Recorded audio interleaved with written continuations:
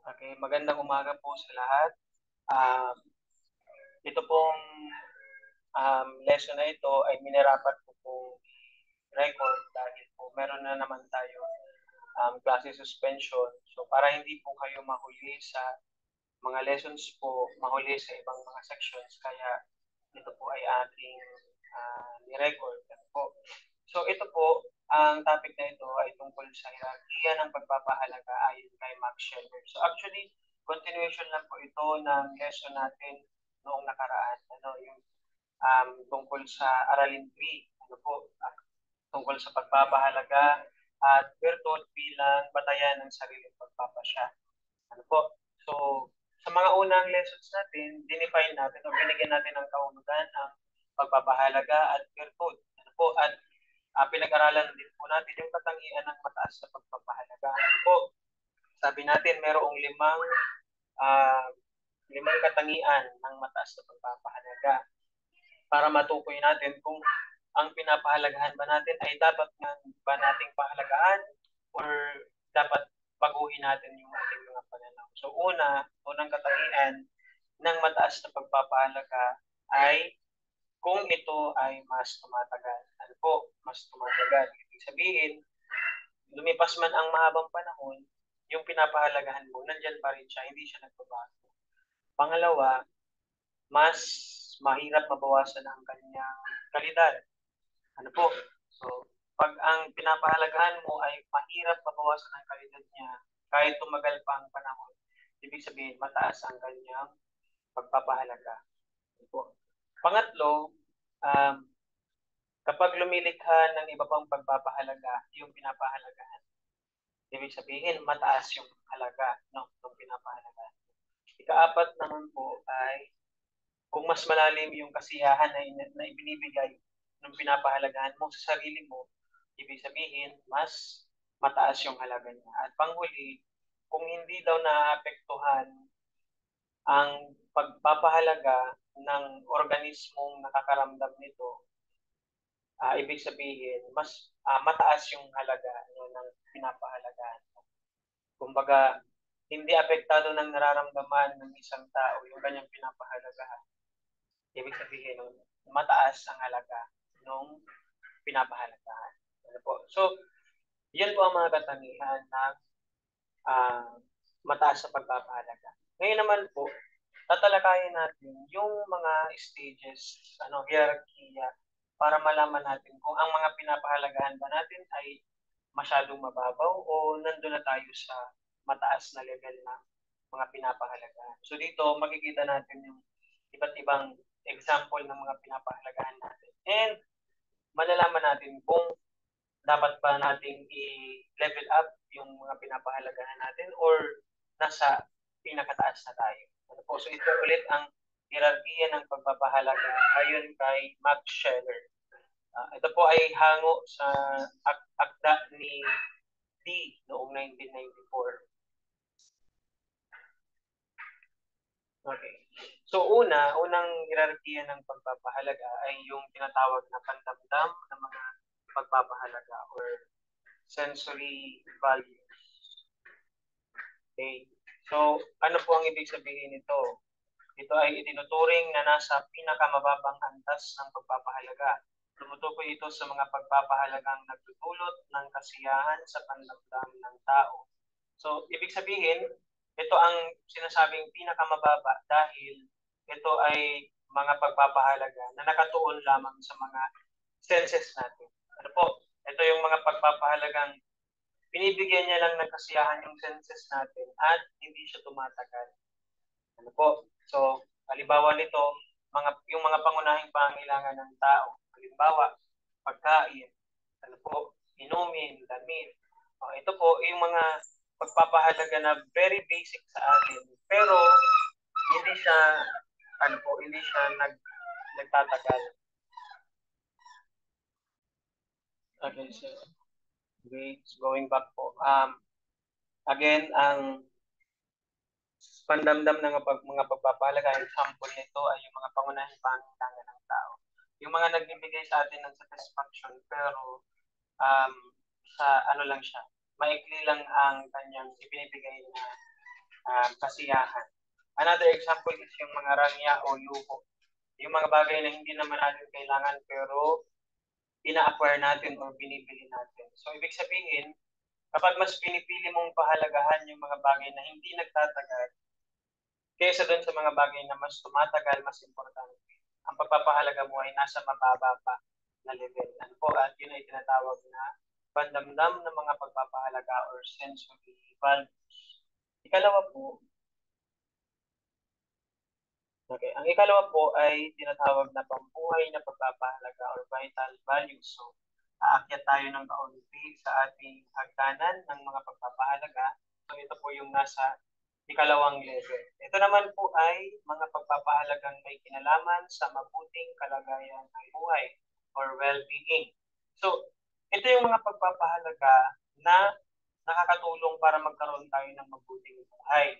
Po, mga bagay na mahalaga sa atin dahil na binibigyan tayo nito ng kaayusan sa ating pamumuhay. Example nito ay pahinga. Ano po? Pahinga. So, another one, masustansyang pagkain and mga kausap. So, halimbawa, pag mas pinipili mong magpahinga kaysa pumunta sa kung saang lugar, ibig sabihin nun, ang pagpapahalaga mo ay nasa pambuhay ng pagpapahalaga. Another one, kung mas pinipili mong bumili ng mga masustansyang pagkain kaysa dun sa mga pagkain na masarap pero hindi healthy or nakakasama sa katawan, ibig sabihin nun, nasa ikalawa kang level ng pagpapahalaga. At kung meron ka namang problema at naghahanap ka ng mga kausap para ma-resolve or mabawasan yung bigat na nararamdaman mo, ibig sabihin nun, nasa ikalawa kang level ng pagpapahalaga. So yan po ang pamumuhay ng pagpapahalaga. So basta ang pagpapahalaga ay tungkol sa kabutihan ng buhay or mabuting kalagayan ng buhay, yan po ay pamumuhay na pagpapahalaga. So tandaan po, yung una, pandamdam ng mga pagpapahalaga, kasiyahan lang po yan na nararamdaman ng ating mga pandama or senses. Ito po ay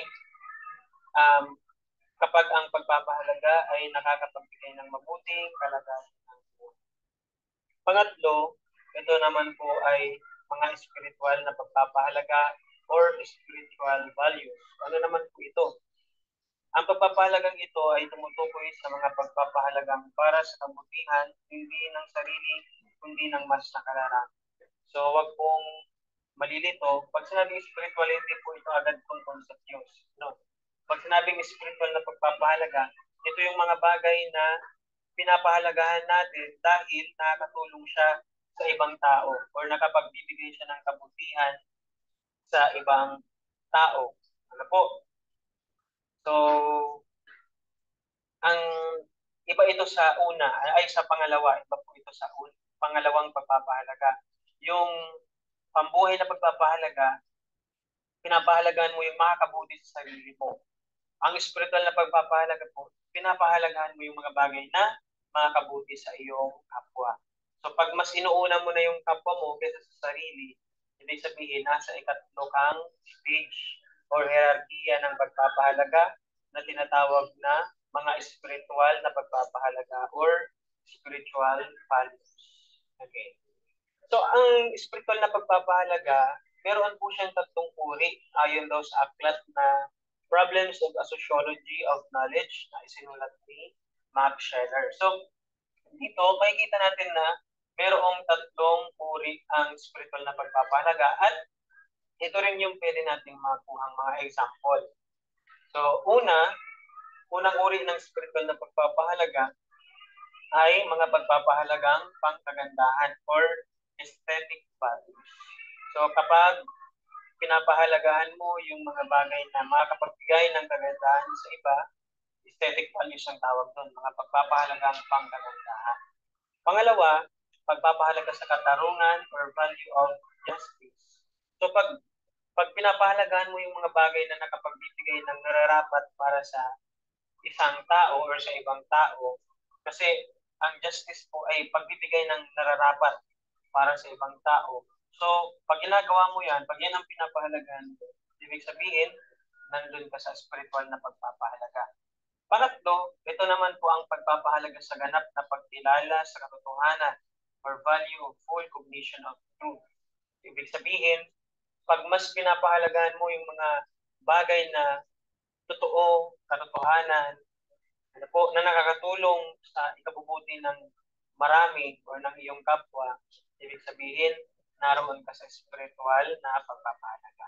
So again, ito po yung tatlong uri ng spiritual na pagpapahalaga. Una, mga pagpapahalagang pangkagandahan or aesthetic values. Pangalawa, pagpapahalaga sa katarungan or value of justice. Ikatlo, pagpapahalaga sa ganap na pagkilala sa katotohanan or value of full cognition of truth. Okay, next. So ito po ang ikaapat at pinakamataas sa lahat ng antas ng mga pagpapahalaga. Ito po ay tinatawag na banal na pagpapahalaga or holy values. So ito po ay tumutukoy sa mga pagpapahalagang kailangan sa pagkamit ng tao ng kanyang kaganapan upang maging handa sa pagharap sa Diyos. So ang keyword po ng ikaapat ay kapag ang pinapahalagahan mo ay patungo sa Diyos, ibig sabihin, nasa pinakamataas ka ng hierarchy ng pagpapahalaga. Okay? So, pag mas mahalaga na sa iyo yung mga bagay na mas, sa tingin mo, mas makakapagpalapit sa iyo sa mahal na Diyos, ibig sabihin, nandun ka na sa banal na pagpapahalaga or holy values. So, madali lang pong tandaan itong hierarchy na to. So, babalikan natin yung una. Basta, pandamdam na mga pagpapahalaga, tungkol lang yan sa mga pandaman ng tao. Ano po? Pag sinasatisfy mo lang yung pandama ng tao, yung senses, nasa una ka pa lang na halaga, na hierarchy ng pagpapahalaga. Pangalawa, pag pinapahalagan mo yung mabuting kalagayan ng buhay, yan po ay pambuhay na pagpapahalaga or vital values. Pangatlo, kapag pinapahalagahan mo yung kabutihan, hindi lang ng sarili, kundi ng mas nakararami, yan po ay spiritual na pagpapahalaga or spiritual values. So, merong tatlong uri ng spiritual na pagpapahalaga. Yan po ay aesthetic values, value of justice, at value of full cognition of truth.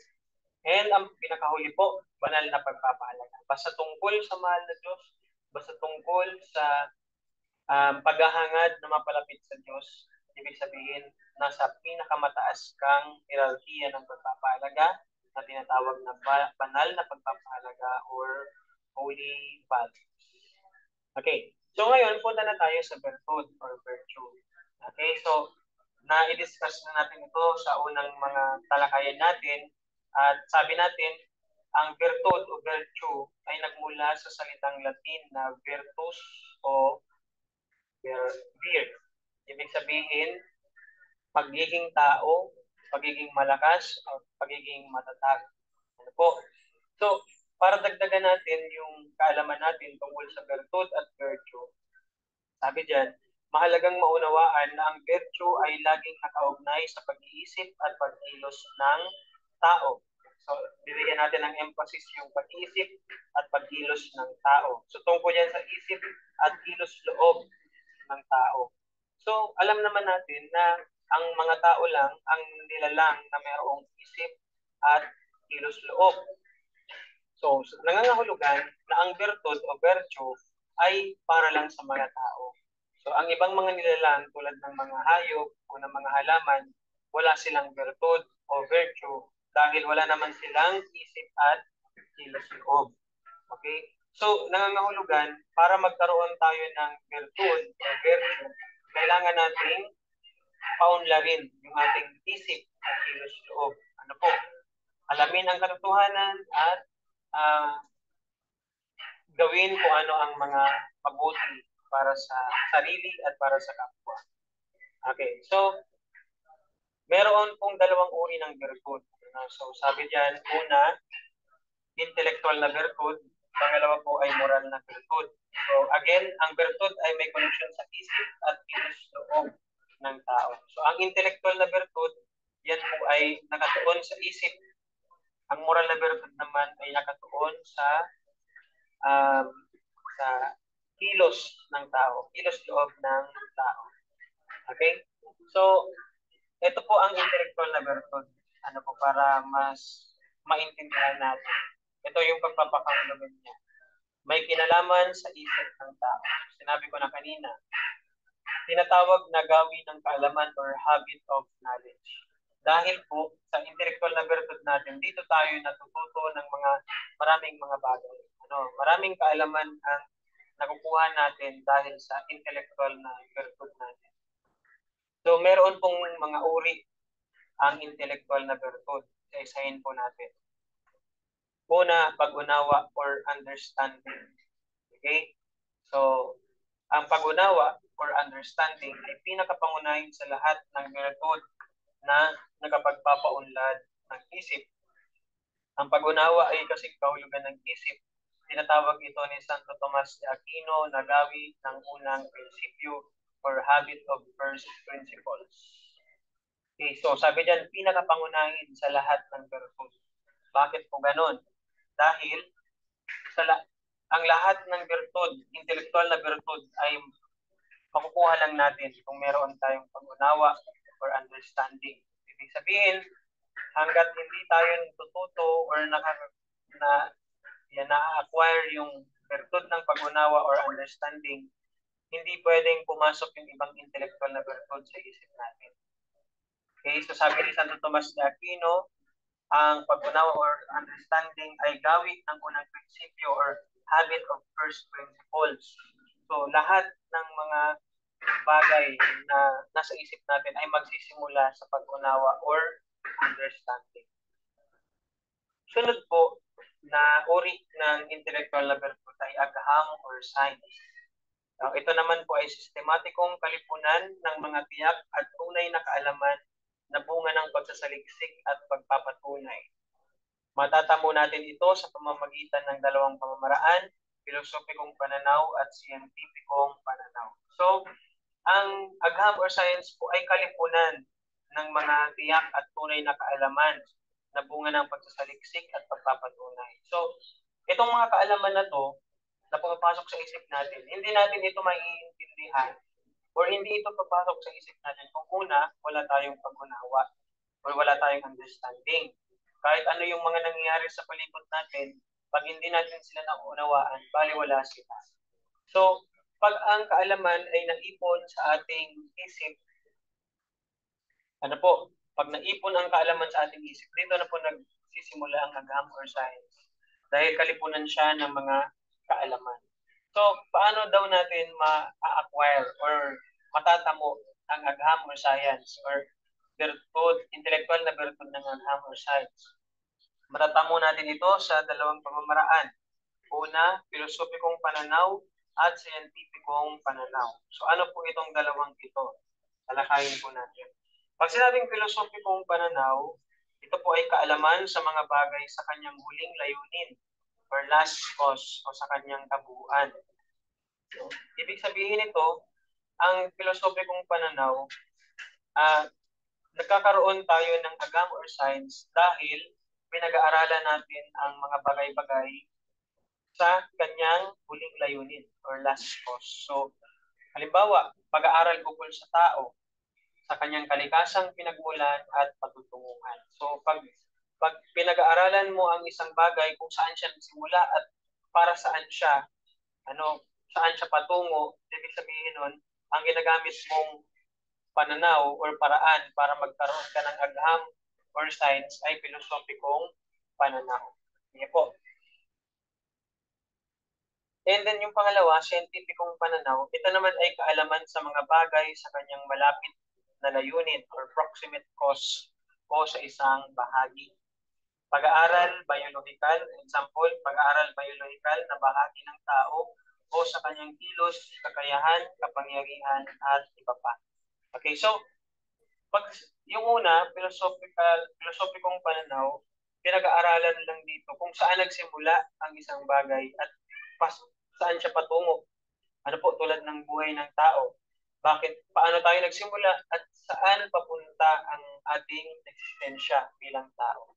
Ang siyentipikong pananaw, pinag-aaralan niya yung isang bahagi bahagi lang ng isang bagay or isang bagay na nag-i-exist.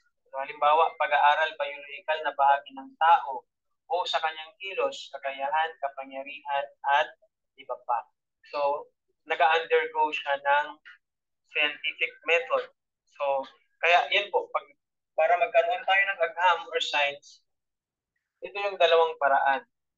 Una, filosopikong pananaw, pinag-aaralan mo yung layunin, saan nagsimula at saan patungo ang isang bagay.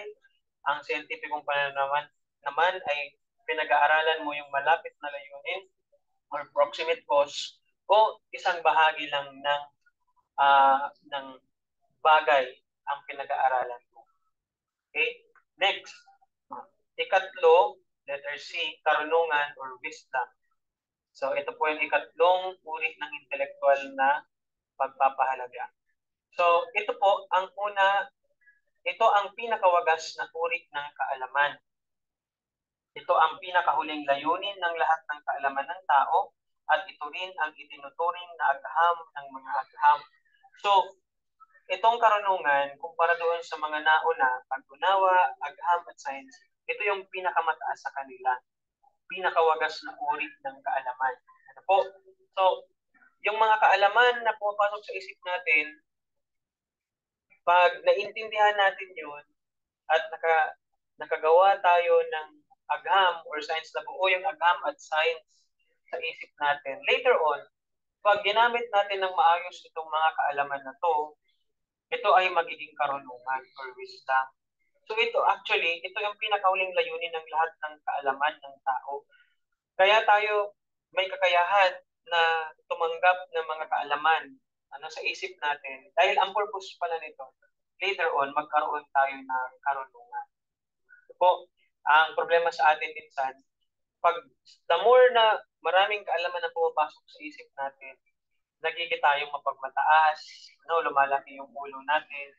Pero, dapat pala, pag pumasok yung mga kaalaman sa isip natin, later on, dapat gawin natin siyang karunungan. Kumbaga, naiintindihan natin yung mga kaalaman na pumapasok sa atin. Paano natin yung gagawin? Paano natin masisiguro na meron tayong karunungan? Kapag ginagamit natin yung mga kaalaman natin sa kabutihan. Kabutihan para sa sarili, kabutihan para sa ibang tao.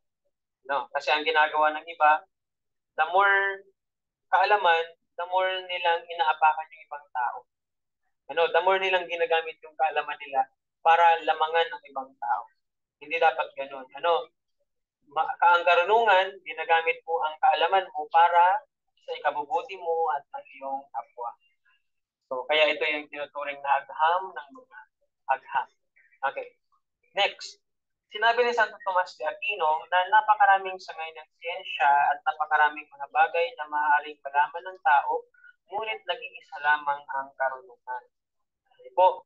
So, marami tayong pwedeng malaman dito sa mundo. Marami tayong siyensya na pwedeng matutunan dito sa mundo. Pero, nag-iisa lang ang kaalaman, ang karunungan. Ibig sabihin, lahat ng kaalaman, lahat ng siyensya na naiintindihan natin, ang pinaka-ending niya ay dapat magkaroon tayo ng karunungan. Naiintindihan po? Okay, next. Ang karunungan ang nagtuturo sa tao upang humusga ng tama at gawin ang mga bagay na mabuti ayon sa kanyang kaalaman at pag-unawa. So dito na papasok yung sinabi ko kanina. Yung kaalaman natin dapat magtulak sa atin para humusga ng tama at mali at gawin ang mga bagay na mabuti ayon sa kanyang kaalaman at pag-unawa. Yan, kaya siya ang pinakamataas na uri ng intellectual na virtue. Okay. Next. Maingat na pag-uusga or prudence. So ano naman po ito? Ang maingat na pag-uusga ay isang uri ng kaalaman na ang layunin ay labas sa isip lamang ng tao. Ano ibig sabihin kaya nito? Labas sa isip lamang ng tao. Ano kaya yun? Ang maingat na pag-uusga ay isang uri ng kaalaman na ang layunin ay labas sa isip lamang ng tao. Ibig sabihin, may mga bagay na hindi lang dapat siya ang pag-iisip ng tao, hindi lang dapat siya manatili sa loob ng isip natin. May mga bagay na dapat natin i-consider sa labas ng ating pag-iisip para magawa natin ang tama ang mga bagay na dapat natin gawin. Ibig sabihin, may mga bagay na tama, may mga bagay na dapat gawin, pero hindi siya basta-basta dapat lang gawin. May mga tamang paraan para gawin siya, may mga tamang pagkakataon para gawin siya. So, kaya sabi diyan, ang maingat na paghuhusga ay isang uri ng kaalaman na ang layunin ay labas sa isip lamang ng tao. So, hindi porket tama ka, hindi porket katotohanan yung nasa isip mo, ay pwede mo na siyang sabihin, pwede mo na siyang gawin. So, merong mga bagay na labas sa isip lamang ng tao na pwede nating i-consider para mas maging tama yung pamamaraan natin o yung gagawin natin. So, taglay natin ito, hindi lamang upang tayo makaalam, kundi upang mailapat ang anumang nakalap na karunungan sa kilos. Another one. Ay, next. Okay. So, again, maingat na pag-uusga, or prudence. Hindi pwedeng gawin agad natin yung mga bagay na nais natin gawin.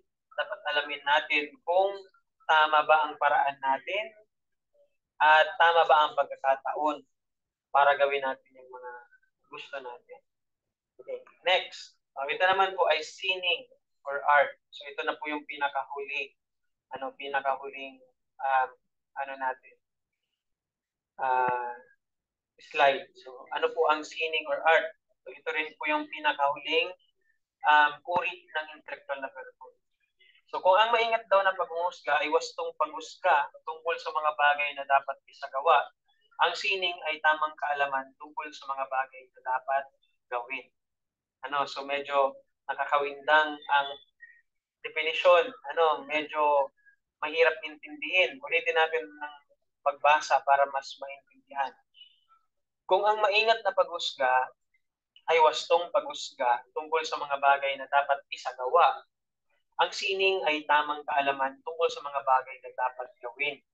Po, ang maingat na pag-uusga tungkol sa mga bagay na dapat isagawa, ang sining or art tungkol sa mga bagay na dapat gawin.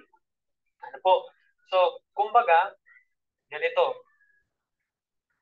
may mga bagay tayong nais isagawa sa buhay natin. Pero, yun na nga ang sinasabi ko, may mga bagay na kahit gusto natin isagawa, kailangan natin isaalang-alang yung mga nasa palibot natin. So, ano ba? Tama ba ang gagawin mo? Or tama ba na gawin mo na siya ngayon? Tama ba ang ganito ang paraan na gagawin mo? So, para makumpleto or para maging maayos ang pag-uusga natin, yung mabuting pag-uusga natin, kailangan pala ay isali natin yung sining or art sa proseso. Dahil po ang sining or art, binibigyan tayo ng kaalaman tungkol sa mga bagay na dapat gawin. May mga bagay kang dapat isagawa, pero dapat alam mo rin kung paano siya gagawin. Kumbaga, maingat na pag-uusga, naiisip mo ang dapat mong isagawa. Ang sining or art, binibigyan ka ng option. Ano ba ang dapat mong gawin? Ano pamamaraan?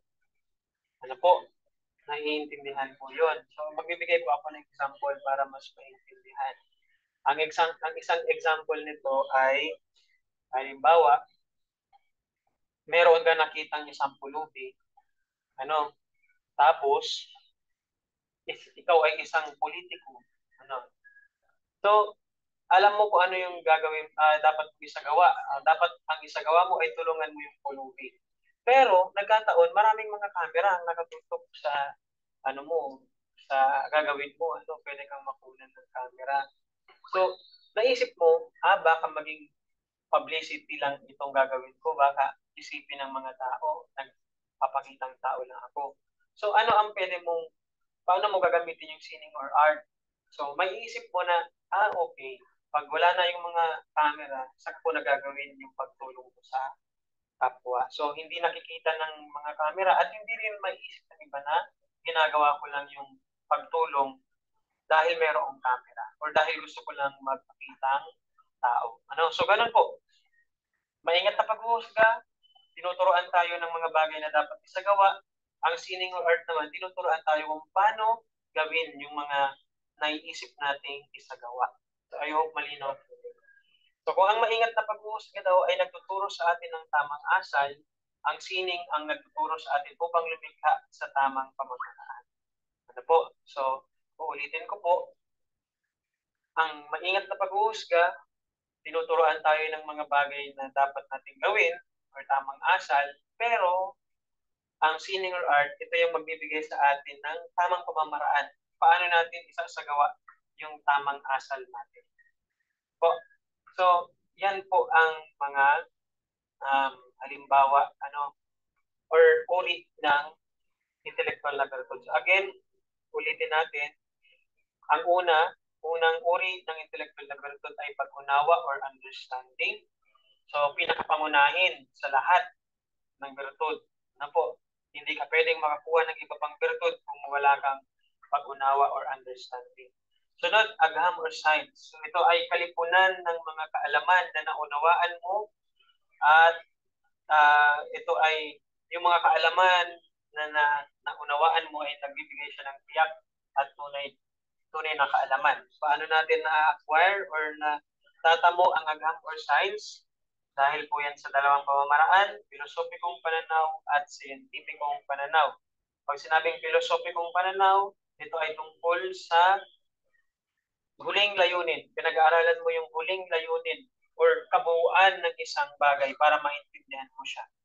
Halimbawa, buhay ng tao. Saan nagsimula ang tao, saan patungo ang buhay ng tao. Another, scientificong pananaw, kung ang filosopikong pananaw ay pinag-aaralan mo ang kabuuan or last cause ng isang bagay, ito naman, pinag-aaralan mo lang yung malapit na layunin or proximate cause o isang bahagi lang ng isang tao. Okay. Next, karunungan or wisdom. So, again, ito ang pinakawagas na uri ng kaalaman. Correct ko lang yung sinabi ko kanina, hindi pala siya pinakawagas na uri ng intellectual na virtue, kundi pinakawagas na uri ng kaalaman. Dahil ang lahat ng kaalaman natin ay dapat later on maging karunungan. Ano po? So, yan. And sabi ni Santo Tomas de Aquino, tandaan, napakaraming sangay ng siyensya at napakaraming bagay na maaaring malaman ng tao, pero nag-iisa lang ang karunungan. Kasi lahat ng siyensya, lahat ng kaalaman, dapat later on, or ang ending nun, matulungan tayong magkaroon ng karunungan. So, ang karunungan ay nagtuturo sa atin para malaman natin kung ano ang tama, kung ano ang mali, at kung ano ang dapat nating gawin. Sunod, maingat na pag-uusga or prudence. So, huwag kakalimutan, ang maingat na pag-uusga or prudence ay labas kaalaman na ang layunin ay labas sa isip lamang ng tao. Hindi pwedeng dahil tama ka, gagawin mo na yung nais mong gawin, kundi may mga bagay kang dapat na consider. So, at ang sining naman or art ay tungkol sa mga bagay na dapat mong gawin.